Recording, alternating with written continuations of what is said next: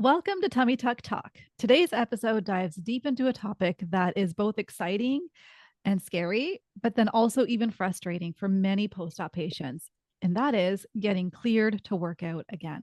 So here's what often happens. You have your surgery, you follow all the rules and all the restrictions that your surgeon gives you for the first several weeks, and then your surgeon gives you the green light to exercise.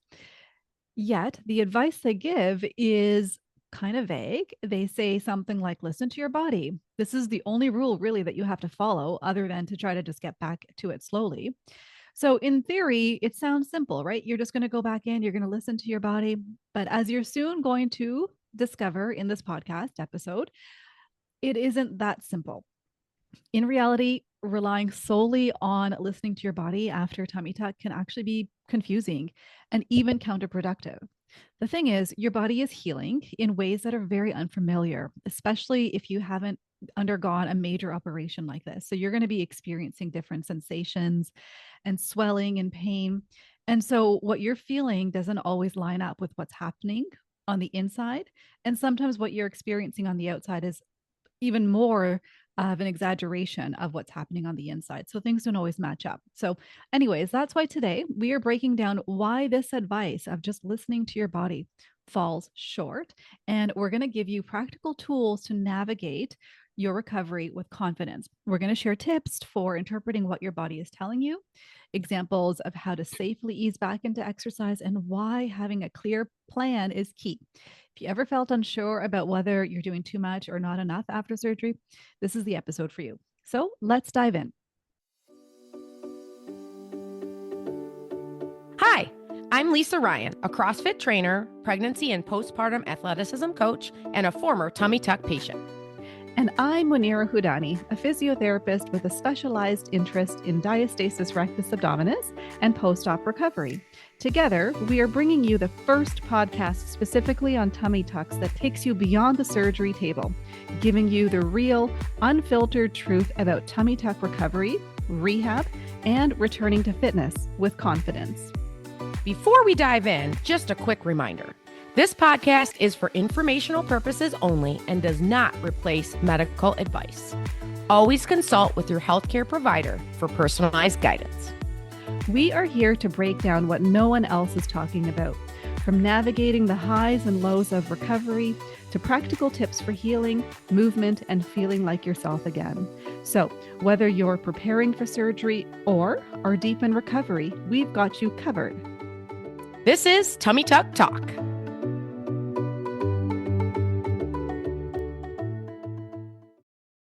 All right. Hi, everybody. Welcome to Tummy Tuck Talk.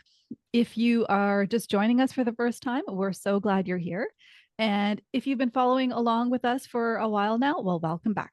I'm Munira Hudani, a physiotherapist with a specialized interest in diastasis rectus abdominis and post-op recovery. I am passionate about helping people heal and rebuild their strength and regain confidence after surgery. And I'm joined by Lisa. Hi, so I'm Lisa Ryan, a CrossFit trainer and a PPA coach, which is pregnancy and postpartum athleticism, and a tummy tuck patient myself. I went through my own post-op recovery journey in 2019, and I'm here to share my firsthand experience along with tips to help you navigate your own recovery process. Together, we're here to empower you with practical advice and clear guidance for every stage of your tummy tuck recovery. Now, today's episode tackles a common yet misunderstood part of recovery, getting cleared to exercise again. The day you're told you can work out is one of the milestones you've been waiting for. But then you hear this somewhat vague advice of listen to your body. If you've ever wondered what that really means or how to translate it into actionable steps, you're not alone with this. So we're here to unpack why that advice often isn't enough and what you can do instead to safely and confidently return to exercise post-op. So let's get started. Okay, so to start off then, let's set the stage here as we lay out a very realistic picture of what can often happen after a tummy tuck. So you've had your surgery. Again, you're following all the rules, all the restrictions that your surgeon has given you. You're holding off on exercise, and that's been kind of hard for you. But it won't be long before you can get back to it. You've had some follow-up appointments, but you know that on this next one, your surgeon is likely going to give you the green light to begin exercising. Okay, so you're excited. The day arrives, you go to the appointment, and the surgeon says, everything looks good. You are allowed to go and exercise again. And that's awesome for you because it's exactly what you wanted to hear. And you're probably thinking of all the things you're going to start doing. Or maybe you already have a plan for what your first few workouts are going to look like. And then the day comes where you put on your workout clothes and you're ready to finally start moving your body again and finally start feeling better again because it's just been so long. And you know that you're going to take it light and you're going to try to listen to your body. You're going to still try to avoid doing core exercises because you don't want to damage the surgery or compromise the surgery. So you work on things like body weight squats, lunges, bicep curls with some light weights, some push ups at the wall, and maybe some light uphill walking on a treadmill. You think everything is going well, and you may feel some unfamiliar sensations in your abdomen at various points in your workout, but you don't think too much of it. And then you get home, and now you notice that your abdomen is a bit more swollen than what you normally have. And now you're just not sure as to what happened. You didn't do any core exercises. And so it's odd that you're swollen and you're not sure if you should work out again tomorrow because of what you're experiencing. It was in the books, but just now you're unsure if that's the right decision. So, this is kind of that realistic picture of what often happens after someone is given the green light. And this is why we wanted to talk about it in this episode, because even when you follow your surgeon's orders kind of word for word, by avoiding direct core work and by going light and by listening to your body, you likely could still realize that you're still somewhat unprepared for exercising because after you work out, you may become more symptomatic and you're just not sure of what the next steps are. Should you continue as planned? Should you stop? If you stop, how long should you stop for and what to do if that happens again?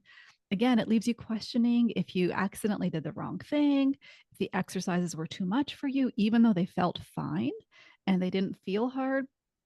So you're wondering if you actually harmed some of the tissues on the inside. Again, this is kind of the problem here. So we want to be really clear with all of this. And you should know that it's not your surgeon's job to guide you through rehab and recovery, right? They're going to give you guidelines on what you can do and what you can't do, but it's not their job to do that. So they're giving you, don't do this until this many weeks, or don't do this until this many weeks. You can start core at 6 weeks, 8 weeks, 12 weeks, 6 months. You can get back to lifting heavy at 4 months or whatever they tell you. So you take all that into account, but it's not their job to give you specifics of recovery, right? Their job is to make sure that the surgery is done really well. So even though they tell you to listen to your body, we're not like mad at them for saying that. They're telling you to, in their own words, to like take it easy and not go crazy, right? But we're here to bridge the gap so there is not any confusion in that time where you don't really feel exactly right, but the surgeon has given you the green light to start working out. So we just want you to know that we don't expect more from the surgeons, right? That's why we are here to help. And recovery can be very confusing, as Munira's talked about, because the clues you normally would listen to don't always make sense with this surgery. And we talked about this in our previous podcast, and we'll talk about it a lot, but you get a lot of weird sensations that are normal, but it's still hard for you to mentally and physically like navigate that. When you get like a shooting pain and the doctor says, that's normal. Once you get working out again, you have these shooting, stabbing pains in your stomach. It's like, what's happening? And then the other coin to that is you feel great. And then it's easy to overdo things. And we've talked about this previously too. Like you feel pretty good after surgery. It's a wide spectrum. But if you jump back in too soon to some of those things, then you may come up with some other issues or nagging pains and injuries in the rest of your body. We just want to make sure that you guys find the right balance and spot for you at every step of your recovery. Yes. And so that's kind of what we're here today about. And when you listen to your body and your body experiences pains and other weird sensations, what do you do with that information? So, how do you know if that pain is an indication to slow down or possibly something that you need to lean into and maybe even push through? So, here's a hint for you, it actually depends on the stage of your recovery. But that's why this whole listening to your body just really isn't enough. It just falls short of being an actual practical piece of advice. So, pain aside, also your body can produce swelling. And that swelling may not go away the next day. Again, what do you do? Do you stop exercising? Do you wait until it's completely gone? Do you just continue on and just kind of do this wait and see kind of thing? Again, you did what you were told, you listened to your body, you paid attention, but what do you now do with that information?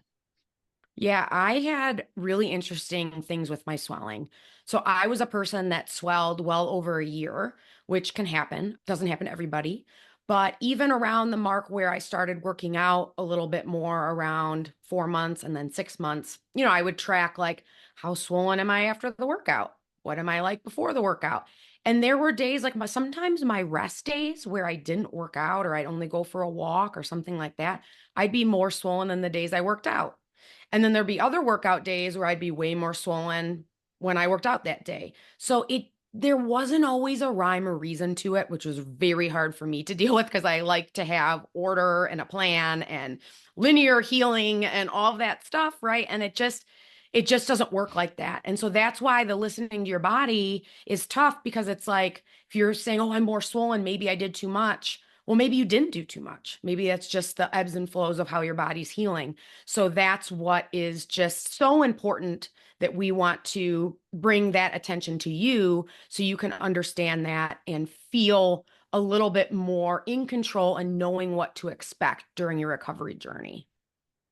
And then another problem that can often be encountered here is that your body really just doesn't feel like your own body anymore. So you're having pain, swelling, you're on medications, your body's healing. And so it just makes it really hard to understand all the stuff that your body is going through and the information your body is providing you with and the symptoms it is producing. And it's all just so unfamiliar. Right. Yeah. And if you think about like an ACL repair or another kind of recovery, right? We don't just say, listen to your body, right? No, like there are protocols you go through to rehab and strengthen after surgeries, and the muscles are involved in this surgery. And so we want to be able to, again, provide you specific tips and ways to deal with the pains and sensations and ups and downs of recovery and all the stages of recovery as you go so you can feel confident. There's just a lot of depth to the recovery of this surgery. There's a lot of depth, more so than sometimes some other surgeries, because it can be such an odd thing to manage those symptoms that seem concerning that maybe really aren't. And that's the difference sometimes. So what do we recommend instead? So, learning which sensations are normal for your stage of recovery and which sensations indicate that you should slow down, ease off, or seek medical attention. We don't want you guys to get confused that like nothing is ever alarming, right? Like there could be something that's alarming that you want to get checked out. And so you want to be aware of those things too. You want to learn what to expect when you start working out. So, knowing the things that you can feel ahead of time can help. A lot of women are really like thrown for a loop because like no one told me it was going to feel like this, and that's like a really concerning feeling. Not being aware of it and then having all these weird pains can be scary. So, the pains that you can have, the numbness and how the numbness will like show up, right? Because numbness is weird because you can have like an itch and you can't itch it, but you have a feeling like just weird stuff when things are numb, right? You can have pulling, you can have stinging, burning, stabbing. It sounds so intense. All the nerve things can be pretty intense, but again, things were moved around in there. So your nerves are like, what's going on? There's just a lot and in different locations, right? Sometimes, is it at your scar area? Is it at the top of your belly? Is it in the middle? Is it around the repair where they brought, your muscles together? Like Where is it? All of those things. And just being aware and tracking them can really, really, really help. So as you document, keep track of what's kind of becomes your normal or your baseline of sensations when you're at rest and when you're moving can really, really help. So that way you can start to know, okay, did I stray too far away from a baseline of uncomfortableness that may be a concern? Or where is the spectrum that I can stay in that is a good balance and a safe and productive place to be. Because again, we don't want to not move at all because then we will have other issues from that. So overall, I love to say slow is fast. So this is something I've been saying with my own business for years and totally applies with tummy tuck rehab, because if you set your foundation in the beginning of reconnecting, learning your new body, where is everything? Everything's in a different spot, right? Like mentally, you have to connect back, right? Before we even talk about strengthening from a physical perspective. And so taking the time in the beginning to really remember that your rectus muscles, your skin, and your nerves are all in a completely different place in your body than they were before surgery. That's a big deal. And it just takes time to just adjust to that, in addition to the numbness, the scarring, and all of that stuff. So again, we're not like saying, don't get the surgery, it's awful, right? But it's intense. And we want you to know that it is. And rebuilding at the start allows you to take off later on and be able to feel really, really strong if you Oh, take your time at the I beginning. love that. I love that. Yeah. Rebuilding allows you to take off. Yeah, and I really do love your slow is fast mentality that you say a lot. It's so relevant to post tummy tuck. And also just if you're wondering on how to be confident with everything we've that Lisa just mentioned, such as like learning which sensations are normal for your body, learning what to expect when you're starting to exercise again and having some kind of process to track what you're experiencing, getting comfortable working with your core. If that is something that you want even more guidance on, then you should take a look at our Tummy Tuck Core Rehab program, which will help you with all of that and more. We basically help you learn what to expect in your recovery, and we just guide you through the entire core rebuilding process until you're doing high level core exercises that you've built yourself back up to. Because the reality is, you probably already have too much on your plate and just too little time to do countless hours of research to figure out how to best prepare your body for the recovery and from the surgery. So, at least with our program, and by the way, we don't know of any other program that is specifically designed to help you with this aspect of recovery and was created by both a physio and a fitness coach. So, at least with our program, all you have to do is just follow along and we just lead the way. And the reason is we know that not having guidance at all in this time of your life, this very important part of your recovery, and that combined with the fear of not doing harm to your surgery, it could just make the whole process feel so daunting and just create unnecessary delays in getting you back to your fitness routine. So, if any of this resonates with you, definitely check out our signature program, Tummy Tuck Core Rehab, and we will have a link for you in the show notes. Awesome. So, some things to consider beyond just listening to your body as you're getting back to movement is reframe in your mind how returning to your fitness choices might look. For example, you don't want to think, okay, I'm cleared for exercise. I'm going to jump back into doing something like a burpee, okay, where you really get down on the ground, push yourself back up, and then jump. A lot going on with that exercise. Now, you've probably never thought how to do a progression for a burpee because maybe why would you, right? It's a pretty simple body weight movement. You're not lifting a ton of weight or doing anything like that off the bat from your surgery. But we recommend using progressions to get back to doing a full burpee. And so this is where you can think about really the idea of rebuilding strength, first of all, the muscles in your body. You haven't done much for 6 weeks, maybe more. Rebuilding the capacity So the volume of how many burpees are you doing, right? And then looking at progressing back to the actual movement. But burpees very dynamic. So just to give you guys an example of kind of how I think about this is if you were to want to get back to doing a ton of burpees and workouts, first we always recommend core rebuilding on the ground, right? When I say on the ground is, we're not hanging on a rig if that's something you like to do, or rings or anything that's off the ground, but we want to be on the ground, more stability and control so we can feel safe as we progress back to our core movements, which is what we obviously designed in our core rehab program, is how to do all of that, right? So that's where I always say to start there. And then just an example so you guys can kind of see and understand what I'm talking about. For burpees, I would start with just holding a plank on the wall, which I believe that's in our core program already. But, just kind of feeling, okay, I'm at an angle, I'm feeling my core a little bit. Is it turning on a little bit? And just really gently working on stability again and feeling your core work and feeling safe and building again strength and capacity in that position. Then you can add in wall taps. You're moving an arm. Can you stay stable to make it a little bit harder? From wall taps, you can go to wall push-ups. So doing some push-ups on the wall. Then the next progression from there would be doing a burpee on the wall. You're doing a push-up, seeing how jumping feels. Jumping is very dynamic and it actually uses your core quite a lot. So you could be getting some weird symptoms there. So you want to just ease back into doing a lot of jumping. So that gives you the mode to jump a little bit gentler because you're not like coming up from the ground.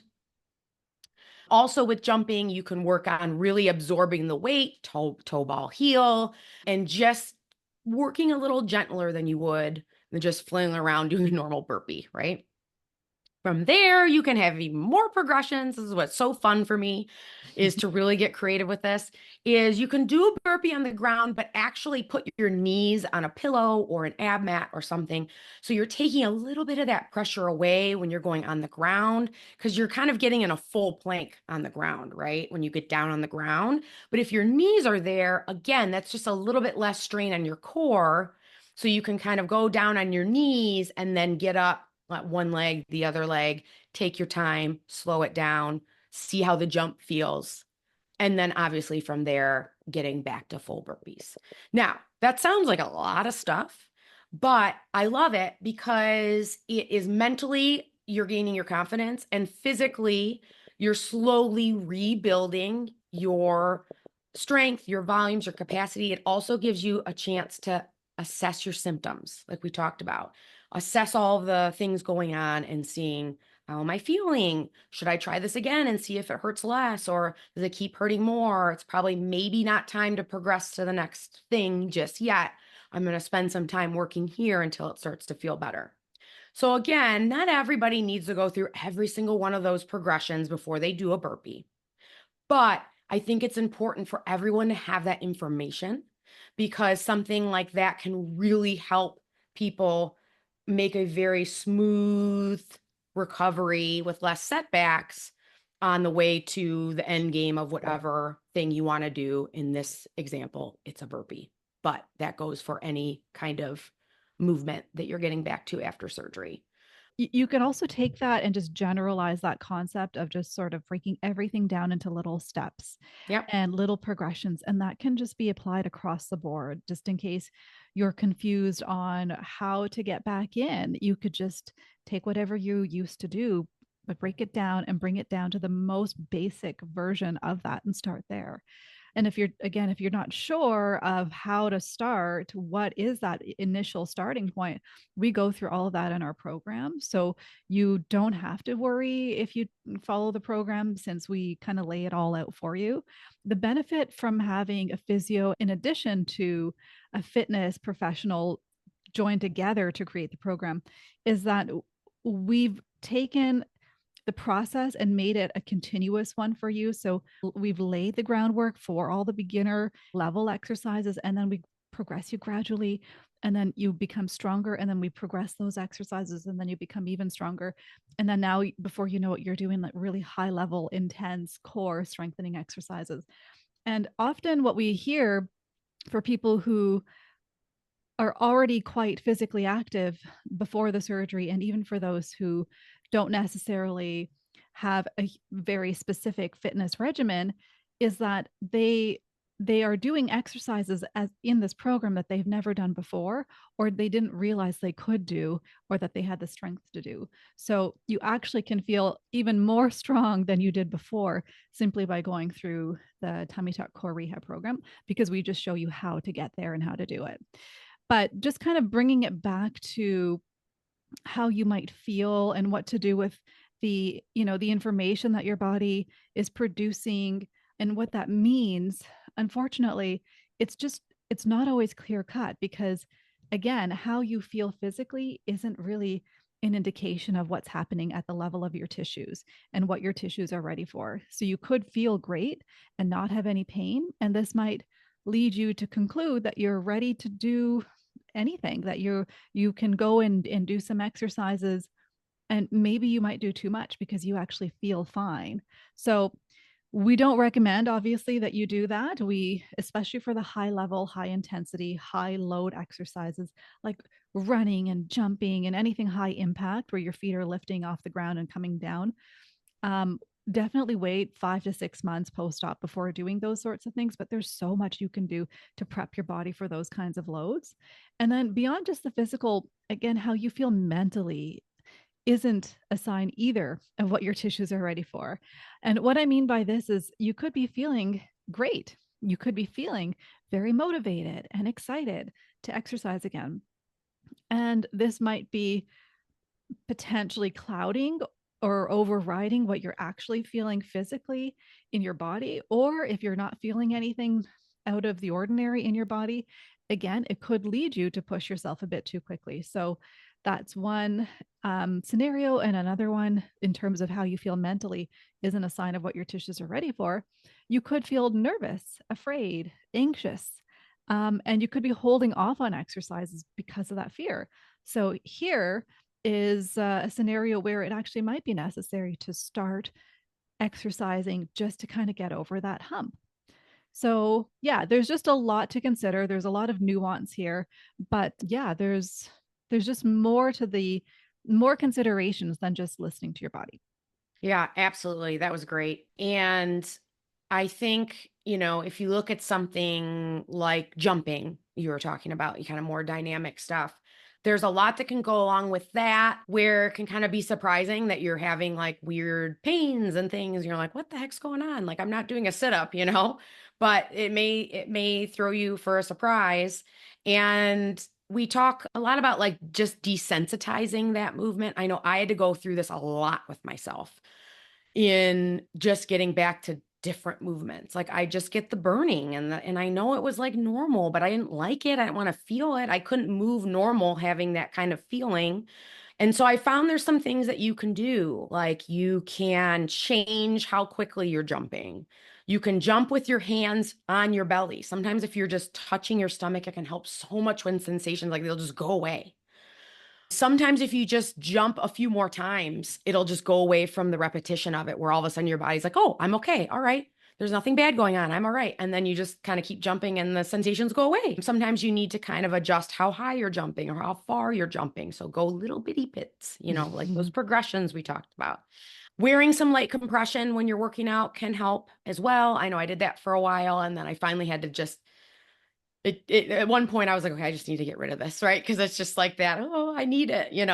So there's that you can go through too, but it can definitely help. But the overall theme of this is it can take some time, and it can be confusing if you don't have a lot of guidance. So that's where we really, really love to help.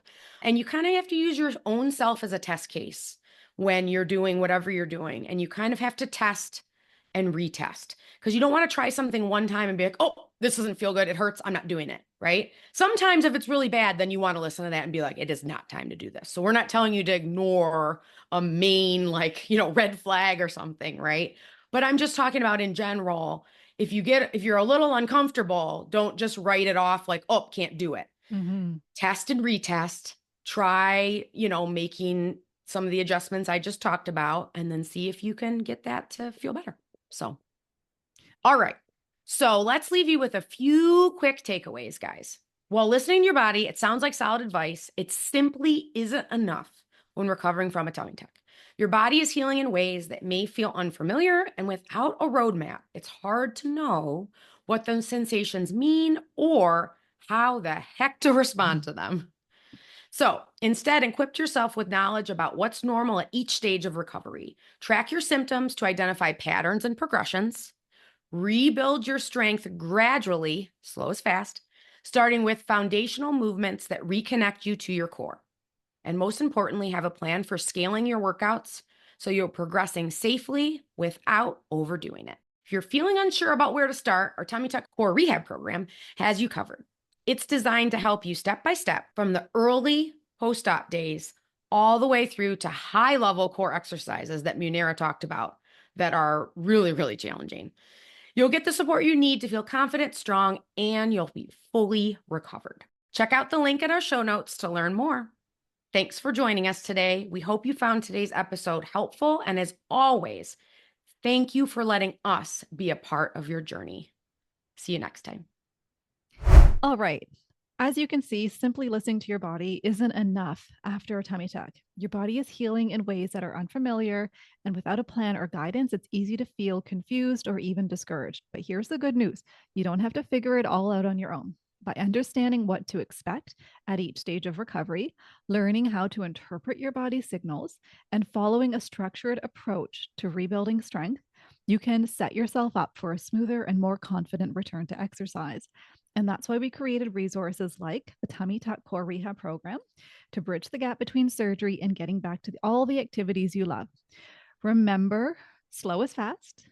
Recovery is a journey, not a race. So, with the right knowledge, a clear plan, and patience, you can rebuild strength confidently and safely and effectively. You've got this, and we are here to support you every step of the way. See you next time.